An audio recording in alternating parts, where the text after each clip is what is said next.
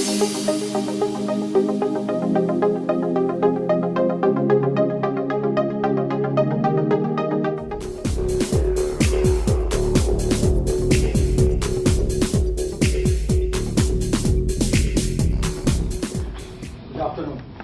Okay.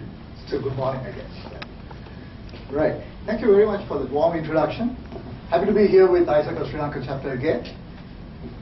Topic, big data, big exposure. I'm saying equal to big exposure. You'll have to tell me at the end of the session whether this statement holds good. We had two interesting sessions this morning. David gave a holistic view of big data, and my friend Parakum spoke about digital tattoos. And did you all realize that you already got a tattoo on you here today? Did you realize that? If you're not, just turn and see there's a gentleman recording everything. See right here. And there's another gentleman out there, he's blogging away about what's happening in this room. So it's not necessarily what you do. It could be somebody else as well. Like we always have this joke with Mr. Ashokan saying he not being in Facebook, but we always upload photographs of his in our profiles and various things. But we also say, the person in the middle is the president of Isaca chapter. So, right, just coming back to the presentation, there's a whole lot of things. So the certain slides I might skip in essence of time. But it's just I'm keeping it here just to give you a flow. What is big data? I think that's been fairly defined by both David and Parakum. Just to re-emphasize, we're talking about the size of the data, which also means you should be able to capture, manage and process within a tolerable window. What is this tolerable window? 1 year to process your data? Is that a tolerable window? 1 month? 1 week? 1 day? 1 hour? 1 minute? 1 second?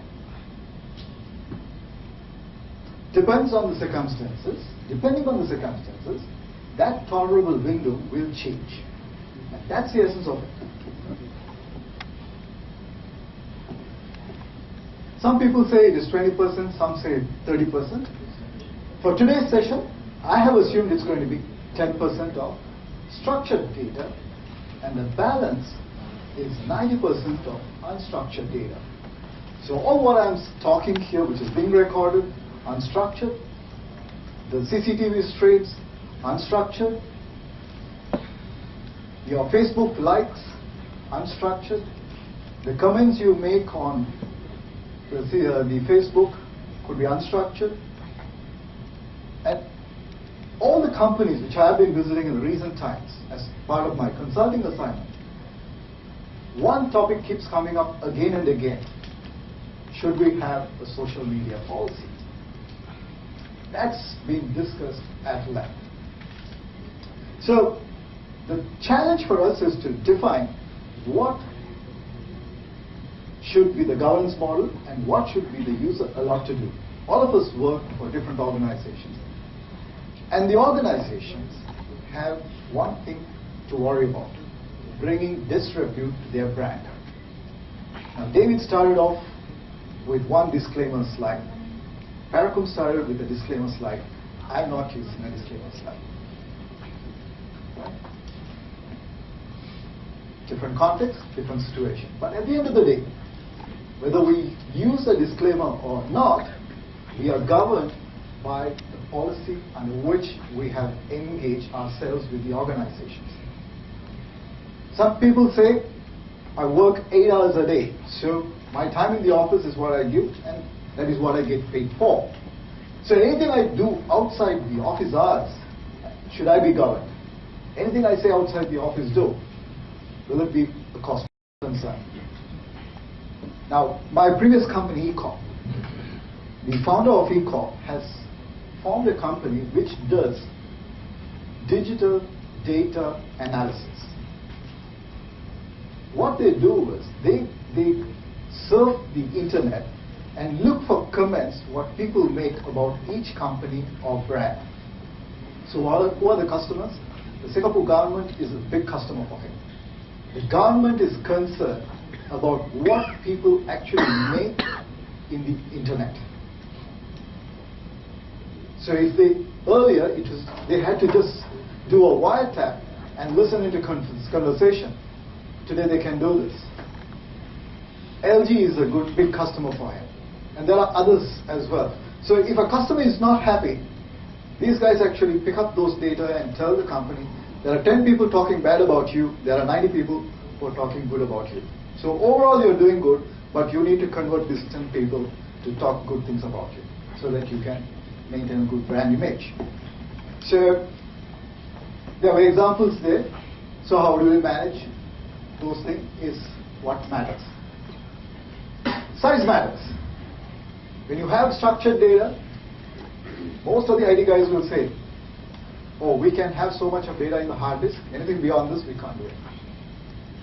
So that applies to the processing capacity as well, not necessarily storage. So the challenge for all of us going forward is to derive meanings out of this 100% of data. So you cannot disregard any data saying that's not relevant for me. Let's see. So these numbers are also divisible. 2020. When we were at the interops, I think Ramesh made a comment saying it's about 50,000 million devices which will be connected in 2020. So different statistics. But when you look at all these devices which get connected to your network or to the internet, you can imagine the amount of data which gets generated. Let's look at Sri Lanka as a country. We're about 20 plus million population. All right. What's our tele-density? 17 million mobile phones in Sri Lanka. And more than 50% of it, I'm sure, is smartphones. So you can just imagine the amount of data which gets generated out of all these devices which are connected. Malcolm also asked another interesting question. He was asking, what happens to the data which actually you post on Facebook? Facebook continues to buy huge amount of storage equipment. They don't throw anything away. Everything you post, you may delete it, but they will keep it. In this part of the world, those of you who have kids, even if they are, let's say, 16, 17, and if you tell them, please get out of the house and find a job, do you think they'll go? Or if your parents told you to get out of the house at that age, would you have left? Would you? Why? Anyway, I'm not getting into that a bit, but just a thought. But in the US or in the European countries, the kids don't need a reason to run away from home. And they just get lost.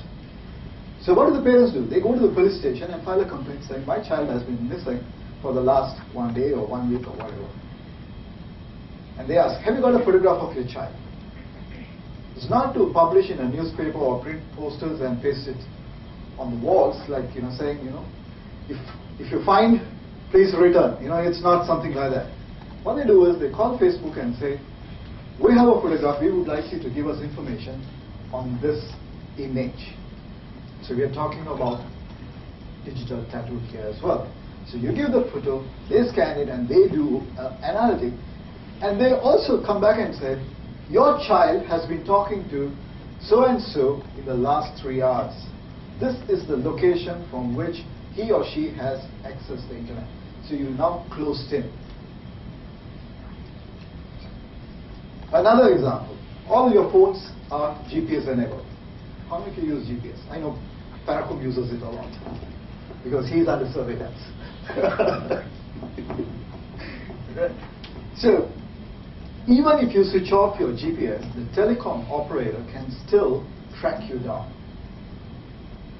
And in the US, the National Security Act even talks about that they can use that to track your presence.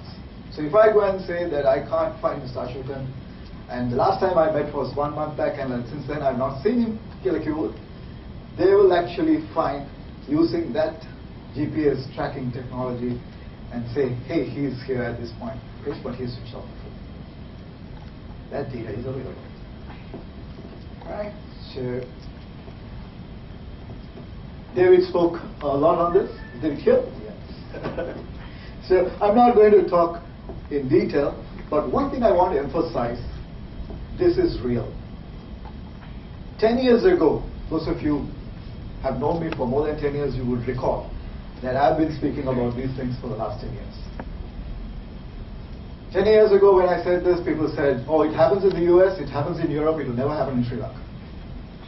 Today we've had situations where these things are headlines in Sri Lanka. When a website gets hit, it's headlines. 10 years ago it was never even discussed. If there was an IT security conference, probably got covered in the business page of everything. Today it's headlines. So that means it's real. So when you're talking about hacktivists,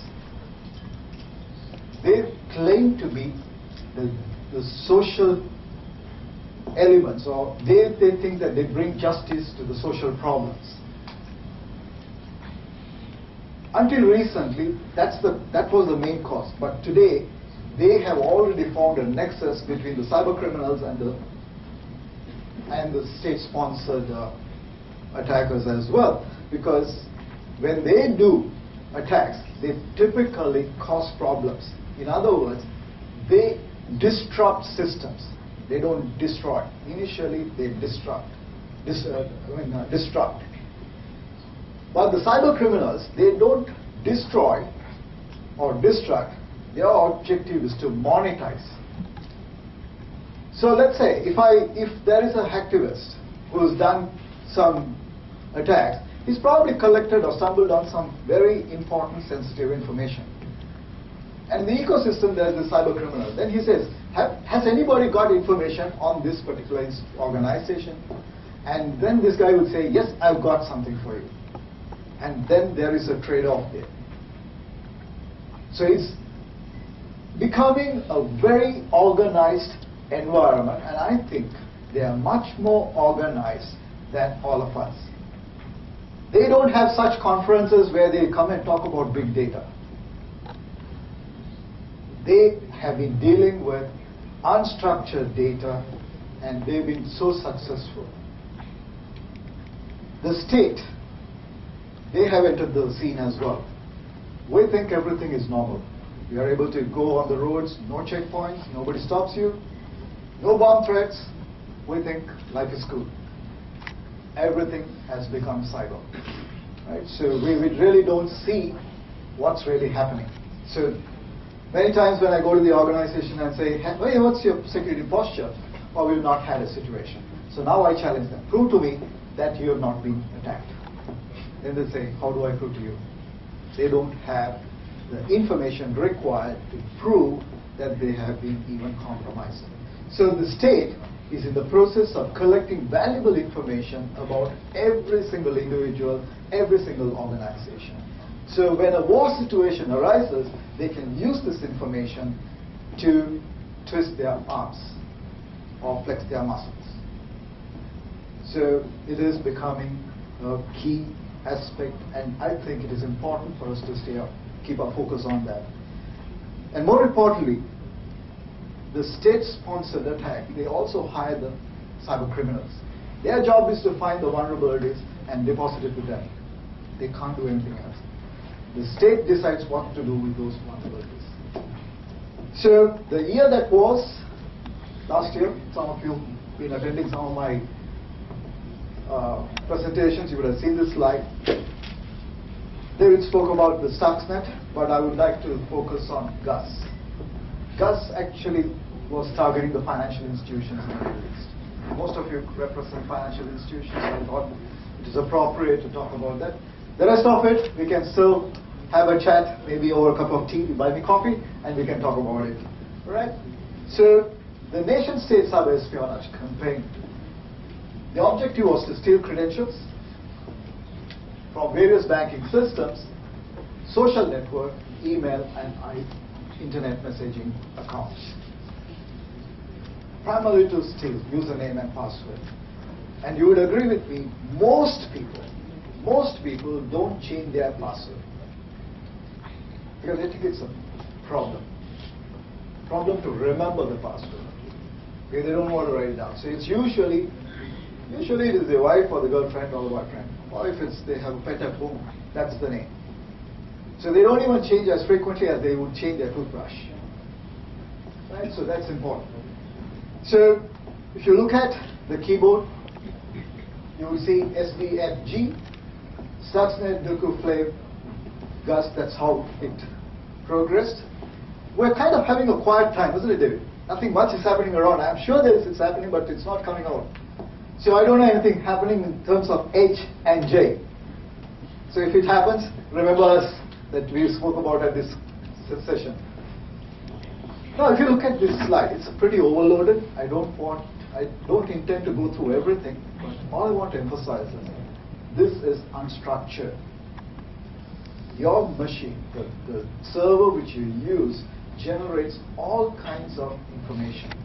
Do we look at all this information, or do we collect this and store it?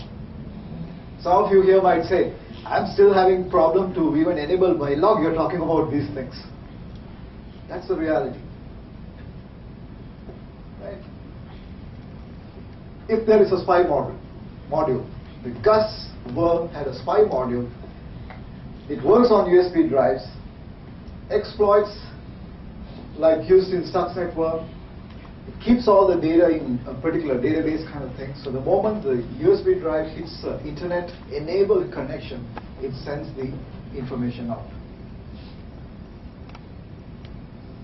And if you ask me, Stuxnet has been in the wild. David also endorsed saying that it has been there for quite a while, but it took some time for it to be noticed. I think it got noticed when it hit Chevron, Texas, and maybe the Saudi oil company as well. But the focus was on Iran to slow down the nuclear project. But these worms, they actually come in, they knock and check to see whether anybody's there or anything which is related. So for example, if I come into this room, if I'm looking for Saman Tilakasri, I would actually ask, is anybody by name Saman Tilakasri? And he would say yes. Then I'll latch onto him. So the worms do the same thing as well. When they come in, they look for certain signatures. They look for, in this case, it looked for the bank-related information. In Stuxnet case, it looked for Microsoft platform plus Siemens SCADA system.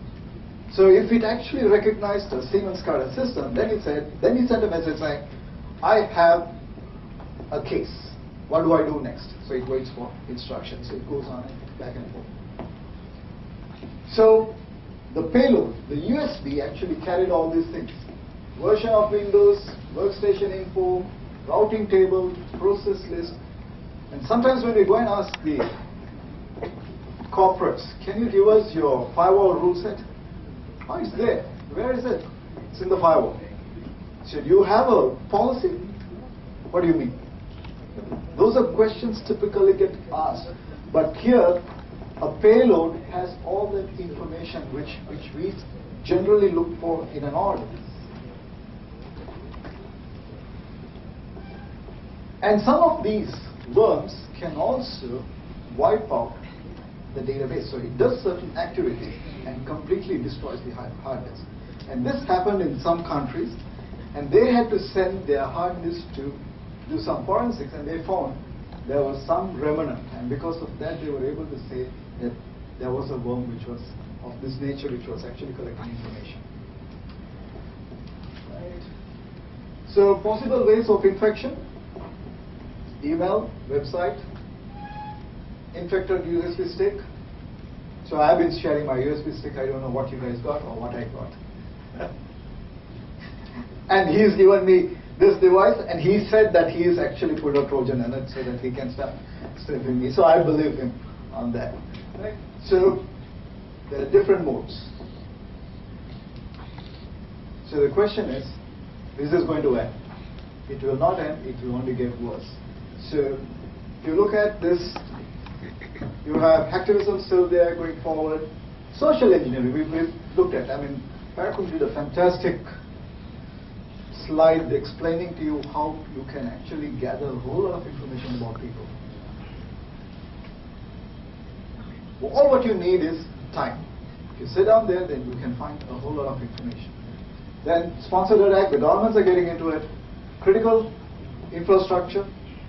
Now there was one case where this one particular employee was working for a what do you call it? Something like a municipal council. He was fired. And he thought he should take revenge. And he had access to the water purifying system. And he was actually pumping the sewage water into the freshwater tank. So he does that. He was doing that for 10 or 20 minutes a day. This is not an attack. He was an employee. He was fired. He was not happy. And that's how he took revenge. So he took revenge the whole city's population. So sometimes if you catch a flu, catch a cold, you don't know what's actually causing it. So some of those can be that. The world is mobile. No longer people are going to carry desktops like what we carry. So it's going to get smaller and smarter. And yesterday I actually posted a Facebook video which talks about a configurable phone. So you can have a phone for life, but you change the components you need. Let's say tomorrow you feel like not to carry a camera, you want a high-end lens, so you actually change only that. Or you need high-end memory, you remove the existing one, put that back. So you can configure it the way you want, so you're not actually getting rid of the phone. So even if your screen splits when you drop it, just remove it, replace the screen alone. Today if your screen gets damaged, you'll have to throw the phone, isn't it? So things like that is going to happen. Cloud, everybody talks about cloud. From a corporate perspective, when we say, how about cloud? People think a lot, but when it comes to storing their personal information, it's stored in the cloud. Malcolm also spoke about privacy. Google, how many of you use Gmail? All of you? They're a fantastic company. There's one company people don't hate. People hate Facebook for all what is been saying about the share pricing and all this thing. But people still love Google. The good thing about Google is they ensure your account is secure. So let's say if all of us go with David to Singapore today, and the first thing we would want is land in Singapore airport, you want to have internet access. The first thing you'd say, you're accessing your Gmail account from a new geolocation. Can you prove it is you? So you're supposed to get an SMS or another way of authenticating yourself. So if you're not on roaming, that's it. Nothing gets done. I was actually doing a test. I mean, I was traveling to Philippines, so I stopped in Singapore. I did this at the airport. And my account was locked. Only recently I got it unlocked. Something like that. And I also didn't realize that I was not getting any mails on my handset. But then I realized after that incident, because I didn't go ahead and authenticate it. So I left it there. So it just completely locked me out, and it was not even forwarding the email. However, Google also made a statement that there is no privacy. They really don't care about your privacy, but they really care about your security though. So we need to understand that security is not privacy, but you need to secure your data. That is from your confidentiality, integrity, availability perspective, but then personally identifiable information pertains to privacy. So you need security to ensure privacy. So don't get misled saying, okay, you have security, but in essence, you really don't have privacy. I think Sri Lanka also has started talking about the privacy law in recent times. Now, I met a friend of mine, and his title said privacy, that he is a consultant for privacy. With all what is happening, We've seen what happened to Snowden. And there could be others who are there, WikiLeaks before that. And so many other things are happening around which we are not aware of it. Do we really need a privacy law? That's something which is debatable. But what we need is definitely security. Privacy is something which is debatable. When there is an attack which takes place, it typically happens over a 90-day period. If you look at this chart, there are different things the attacker does. And if you don't have the mechanism to capture data at each of these stages, there's no way you're going to find out that you've been attacked. Right? So there are drivers. So if you look at before 2000, it's typically hit and run, it still happens. Whereas we look at into 2012, 13, and into the future, we're talking about states and state-sponsored attacks. So in order for you to protect yourself and your organization, you're actually looking at this segment here. Cyber-terrorism, persistent threats, IP theft, and WikiLeaks and insider threats. Now most of the time when I go and meet a software development company, the senior management has only one thing to say. There's nothing much we could lose. What about your code? That's intellectual property. Yeah, but then they need all my staff as well as to use that code. A guy who has come to steal your code, how much time will it take for him to hire the best guy in that company? 50,000 rupees more. Do you think he will stay? 50,000 more plus placement in Singapore. You won't even think twice. You won't even look at which company is left, right? You straight away say, I am moving. So the guy who can actually steal your data, he can also hire you. No doubt about it. So most of the time, when you have a virus infection in your organization, what do? Just clean it up, move on with life. You really don't think about anything else. You say, okay, yanta get it up, right? That's the thing. A few machines got infected, got the situation under control. I can go back and have a nice weekend. And usually these things happen late in the evening or when you're about to go on a holiday. Usually when you're about to go on a holiday. I don't know how these guys find out that you're going on a holiday. So you don't even do an investigation. You don't do a root cause analysis. You say things are back to normal. But those are distractions. In my opinion, those are distractions. There's something big which is happening in your network, so your focus is on attending to that. Now let's say somebody throws a stone or if a glass breaks here, all of you are going to just turn and look at that. And probably if somebody is hurt, all of us are going to be focused on that person. But in the meantime, somebody could just walk in, collect all your mobile phones, your wallets, and walk away through that door. Possible? It is possible. So that's exactly what happens, right? So there's so much of data which is out there, which we need to collect. And let's look at this.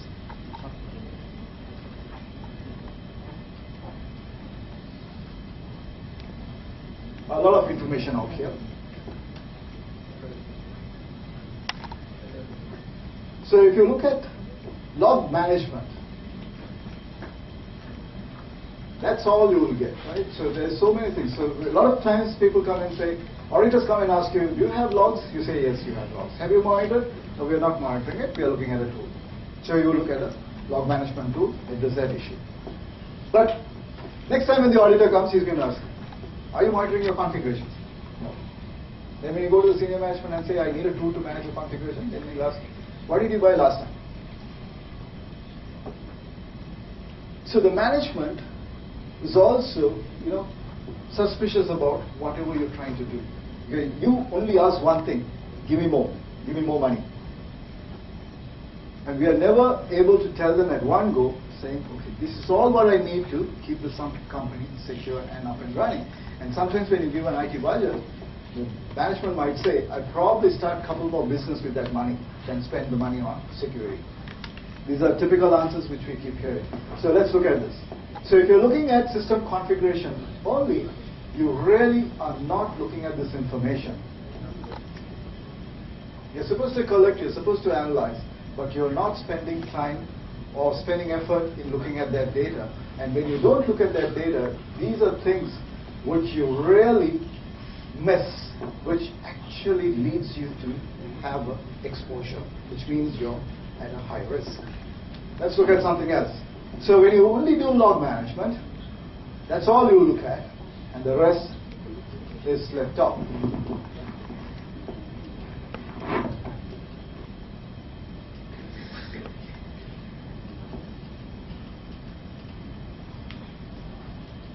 This is all what we have, right, in an organization. We have Wi-Fi, hard disk, servers, then you have smartphones, USB drives. Now you're supposed to collect all this information. Some of you may have some of them, some of you may not even have thought of this. That's a gap. And that's the big data gap which you have, which you're going to have exposure. So if you can't correlate this information, it is also going to be in different formats, different structures. So you need to, as David said, you need to normalize it, take into a structured format so that you can do your analysis. And for you to do that, the cost is going to be very high. So you need to have a platform which is common, which can collect all this data, analyze it, and give you all that information. And most of the time, leave alone compliance, you will need this data when there is a problem. When you have to do forensics, that's the time you're going to look for this information. Now recently, about 45 days back, there was an investigation which we were involved. The first thing when it came to my attention, I said, can we get the logs before even we look at anything else? Please arrange to have the logs sent to us. There's no logs. So we don't even know how it was done. We are only assuming. We said, well, potentially it could have been done this way or that way. But if we had the logs, it would at least tell us what steps were taken to breach.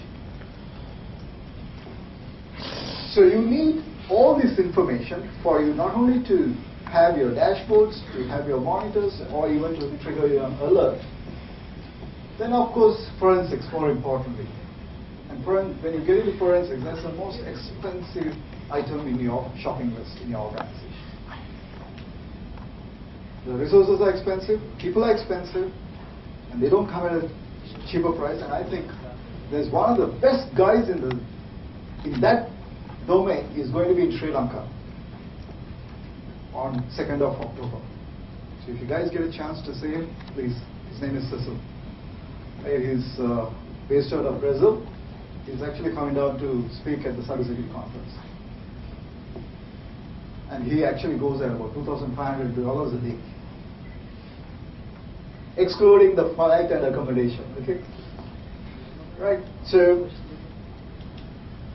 more granular data is required to address persistent threats. You're looking at things like performance, network traffic, and more data. Application systems, technologies. Most of the time you only look at logs from an application or the server logs, but the rest are not even looked at. I'm just